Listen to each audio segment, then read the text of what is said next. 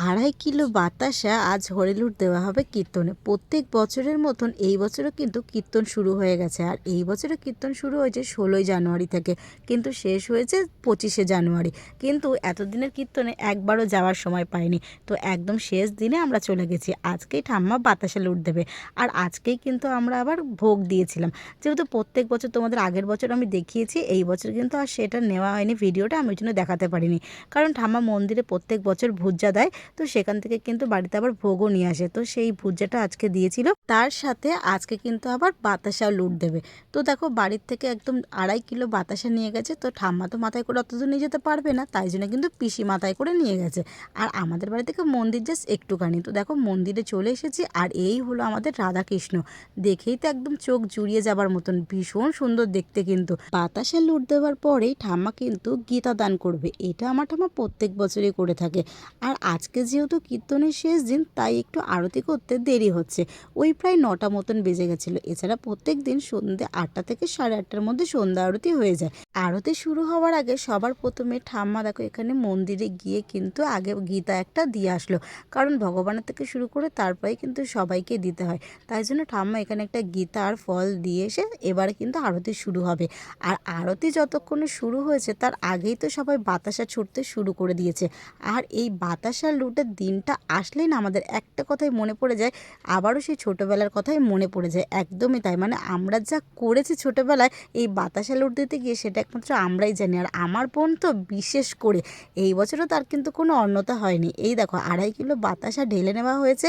একটু পরে যেহেতু শুরু হয়ে যাবে লুট দেওয়া, কিন্তু আমার বোনের এক হাতে এত বড় একটা গামলা, তার সাথে ও বাতাসাও কুড়িয়েছে আবার লুটও দিয়েছে, মানে একসঙ্গে দুটো কাজ করেছে। যখন আমরা পড়তে যেতাম আর যখনই সন্ধ্যে 8:30 9টা বাজতো, যেই মাইকে আমরা শুনতে পাবো বাতাসা লুট হচ্ছে, অমনি কিন্তু পড়ায় আর আমাদের মন থাকে না, শুধু ভাবি কখন মাঠে যাব, আজকে মনে আর বেশি বাতাসা কুড়াতে পারবো না।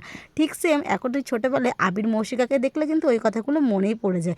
ওরাও কিন্তু আমাদের মতন দেখো বাতাসা কুড়াতে ব্যস্ত, এর ঘাড়ের উপর ওর ঘাড়ের উপর, এটাই কিন্তু জাস্ট আনন্দ। এরকম মজা করেই সবাই বাতাসা কোড়ায়। আর আমার বোন তো ওই গামলা নিয়েই বাতাসা কোড়াতে শুরু করে দিয়েছে। আর আমার হাতে দিয়েছে একটা প্লাস্টিক, বলছে দিদি তোকে কোড়াতে হবে না, আমি কোড়াবো, প্লাস্টিকে তুই ভরবি। আমিও সেটাই করছি। তো এইদিকে ও বাতাসা কোড়াতে কোড়াতে আর লুট দিতে দিতে ও কিন্তু একদম ঘেমে গেছে, আর নিচে এখানে বসেও পড়েছে। ওকে দেখে আমি কি হাসবো, সত্যি সেই ছোটোবেলার দিনগুলোর কথা মনে পড়ছে। আমরা কি না করতাম, আগে এসে বসার জায়গা খুঁজতাম যে কোন জায়গায় বেশি বাতাসা ছোড়া হবে, তাহলে আজকে অনেক বাতাসা কুড়িয়ে বাড়িতে নিয়ে যেতে পারবো। আর এতটা বাতাসা কোড়াতাম, সবাই মিলে যখন আসতাম বাড়ি যাবার সময় ভাগ করতাম, এই তুই কতটা বাতাসা কুড়িয়েছিস, আমি আজকে তোর থেকে বেশি বাতাসা কুড়িয়েছি।